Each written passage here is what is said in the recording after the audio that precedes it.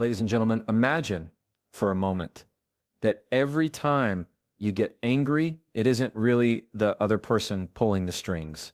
It's your own inner dialogue. It's the conversation you're having with yourself in the privacy of your mind. That voice inside can either fuel the fire or put it out before it even sparks. Most of us think anger is caused by what someone else does to us. They said something offensive. They cut us off in traffic. They ignored our effort. But if you slow down and pay attention, you'll realize anger begins not out there, but right here inside. What you tell yourself about that event determines everything. When someone insults you, the words themselves don't have the power to ignite your emotions. They're just sound. It's what you decide. Those words mean that stirs you up. If your inner voice says, "This is an attack on me, I have to defend myself," you feel anger rise.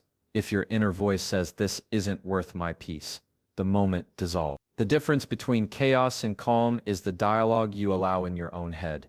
This is why mastering your inner dialogue is the foundation of staying peaceful. Without control over that voice, you are at the mercy of every irritation, every criticism, every unexpected turn. Think of it like a courtroom. Your inner dialogue is the judge, and every situation that happens to you is brought before it. The judge decides whether to hand down a sentence of anger or release it with peace. If the judge is untrained, impulsive, and emotional, the verdict is always anger. But if the judge is disciplined, fair, and calm, peace becomes the natural ruling. Now, here's the part most people don't want to admit. We are addicted to our inner arguments. We replay conversations in our minds, fueling outrage long after the moment has passed. We talk to ourselves in ways that amplify the wound. How dare they treat me like this? They don't respect me. They always do this. Notice the pattern. It's judgmental. It's repetitive. And it builds a story where you are the victim and someone else is the villain. That narrative feels powerful in the moment, but it steals your peace. It's like pouring gasoline on an ember. The discipline of mastering your inner dialogue begins with awareness. You can't change what you don't notice. The next time you feel anger rising, pause and ask, "What am I telling myself right now?" Usually you'll catch yourself repeating words of judgment or assigning meaning that may not even be true. Someone cuts you off in traffic. You assume they disrespected you when maybe they didn't see you. A friend didn't return your call. You assume they don't care when maybe they're struggling with something you know nothing about. Our assumptions poison our peace, and the antidote is questioning the story we're telling ourselves. But awareness alone isn't enough. You need replacement. The mind hates a vacuum. If you try to simply stop angry thoughts, they come back louder. Instead, you replace them with better ones. Instead of "they disrespected me," you shift to "I choose not to let this moment define me." Instead of "they don't value me," you tell yourself "their actions reflect them, not me." These replacement lines are not cliches. They are strategies. They cut the cycle of anger at its root. And over time, they train your inner dialogue to default to calm instead of chaos. This isn't about suppressing anger or pretending you don't feel it. Suppression is dangerous. It builds pressure until it explodes. Mastery is different. Mastery is noticing the spark, understanding its source, and deciding where to direct it. It's not about being emotionless. It's about being emotionally intelligent. The greatest strength is not reacting instantly, but choosing your response with clarity.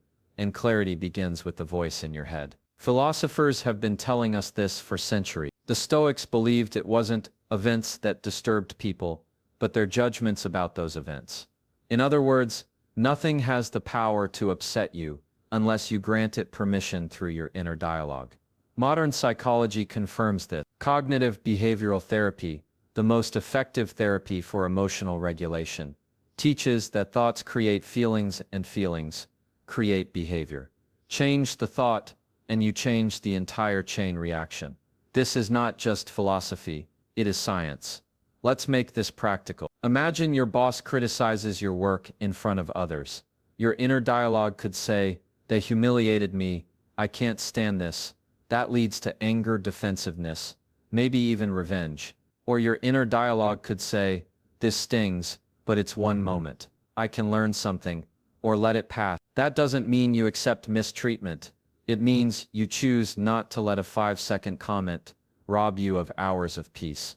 The situation is the same. The story you tell yourself is different, and the story you choose determines your peace. Mastering inner dialogue also requires patience. You won't undo years of mental habits overnight. But every time you pause and redirect your thoughts, you strengthen a new pathway in your brain. Neuroscience calls this neuroplasticity, the brain's ability to rewire itself. Each time you choose a calm narrative over an angry one, you carve a new groove. Over time, peace becomes not just a choice, but a habit. Anger loses its grip because your mind has learned a different language. The truth is, peace is not found in silence, meditation, or retreat alone. Those are tools. Real peace is found in the battlefield of daily life. When you train your mind to guard the words it whispers to itself, every interaction becomes a test. Every annoyance an opportunity, every insult a choice. Do you fuel the fire or do you disarm it with discipline? Here's the reflection I want to leave you with. If you can master the conversation inside your head, no one outside can master you. That is true freedom, and freedom more than anything else is the foundation of lasting peace. Think about how often anger shows up in your life because of one thing, control, or rather, the illusion of control. We get angry because people don't act the way we expect them to, because situations don't unfold the way we want them to, because life refuses to bend to our script. Underneath most anger is a frustrated desire. This should have gone differently. They should have treated me better. I should not have to deal with this. That word "should" is the trigger. It reveals our craving for control. And when reality doesn't obey, we react with anger. But here's the truth. Control is an illusion. You can't control how people think, how they feel, how they treat you, or how life unfolds. You can influence. Yes, you can guide, you can encourage, you can model, but control, that's a trap. The more you try to control what's outside of you, the more anger you invite in. Because life will constantly remind you that you are not in charge of everything. This is why choosing detachment over reaction is so powerful. Detachment does not mean indifference. It does not mean you stop caring about people or that you numb yourself to life. Detachment means you separate your peace from the chaos of others. It means you stop handing your emotional state over to the behavior of strangers, co-workers, friends, or even family. When you are detached, you still notice what happens, but you don't give it the power to hijack your inner world. Picture this: you're in an argument and someone throws a sharp insult at you. The natural impulse is to fire back, to defend yourself, to react. But detachment creates space. It allows you to pause and see that insult for what it is. A reflection of their mood, their frustration, their story, not yours. Without detachment, you absorb their energy and mirror it back. With detachment, you see it as something separate from you, and you choose not to carry it. That's not weakness. That is strength at its highest level. Philosophically, detachment is the practice of freedom. It frees you from being a puppet whose strings are pulled by other people's actions.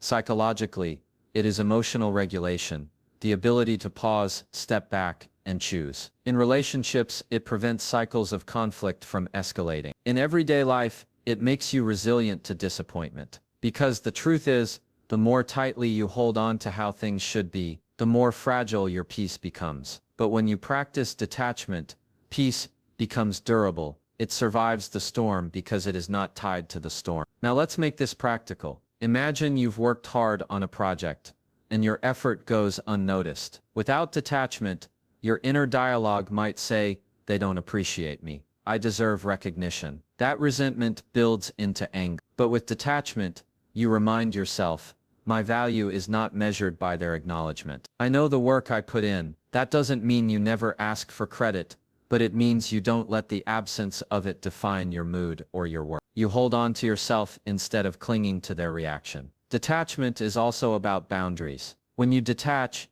you stop taking responsibility for emotions that aren't yours to carry. Someone else's bad day doesn't have to become your bad day. Their criticism doesn't have to become your identity. Their anger doesn't have to drag you into battle. Boundaries built on detachment say, "I see you, I hear you, but I do not have to become you." The hardest part of detachment is learning that it feels unnatural at first. We are conditioned to react. Our egos crave control. We want the last word, the validation, the outcome we pictured. Letting go feels like surrender. But look closer. It's not surrender, it's strategy. It's saying, I refuse to fight battles that rob me of peace and give me nothing in return. Detachment isn't weakness. It's refusing to be enslaved by the need to always be right, always be acknowledged, always be in control. The Stoics had a phrase for this. Control what you can, accept what you can't. What you can control is limited. Your thoughts, your words, your actions. Everything else is outside of your command. And if you can train yourself to pour energy only into what you can control, you will be unshakable. Anger loses its grip because you stop trying to fix the unfixable. You stop wrestling with reality. You stop demanding that life be fair. And instead, you become strong enough to remain calm even when it isn't. Think about water for a second. Water doesn't resist obstacles. It flows around them. A rock in the river doesn't make water angry. The river detaches. It keeps moving. It finds another path. It refuses to be stopped by resistance. That's detachment in motion. You don't deny the obstacle, but you don't let it block your flow. You adapt, you redirect, and you keep your peace intact. Now let me be clear. Detachment does not mean silence in the face of injustice or passivity. When you should act, it means you respond from clarity, not from rage. A detached person can still speak up, still confront, still correct, but without being poisoned by anger in the process. They fight battles strategically, not emotionally, and that makes them far more effective, because their energy is not wasted on reaction. Here's the deeper truth. Detachment is an act of self-respect. When you detach, you declare that your peace is valuable. You refuse to give it away cheaply to every insult, every delay, every disappointment. You refuse to let your mood be owned by things outside your control. And the more you practice it, the lighter you feel. Suddenly, you're not weighed down by grudges, not dragged into unnecessary conflicts, not drained by trying to control others. You conserve your energy for what truly matters. If you've ever watched someone who has mastered detachment, you notice it immediately. They don't get flustered easily. They don't chase every provocation. They listen calmly. They speak clearly. They move forward gracefully. That composure is magnetic. People trust them more, respect them more because they are steady, and inside they enjoy the freedom of knowing their peace is not up for negotiation. The challenge is to make this a practice, not a theory. You won't master detachment in a day, but every time you pause before reacting, every time you choose to let something go instead of fighting it, you strengthen that muscle. Over time your default shifts. What once provoked you deeply, now barely touches you. You build a shield, not one that blocks you from life, but one that protects you within it, and that shield is priceless. Because when you can move through life with detachment, no insult, no disappointment, no betrayal can destroy your peace. You stand above the storm instead of drowning in it. That is not escape. That is mastery. So here's the thought I want to leave you with. Every moment you face a choice, react and give away your peace, or detach and protect it. Anger says, fight for control. Peace whispers, let it go. The stronger voice is the one you feed.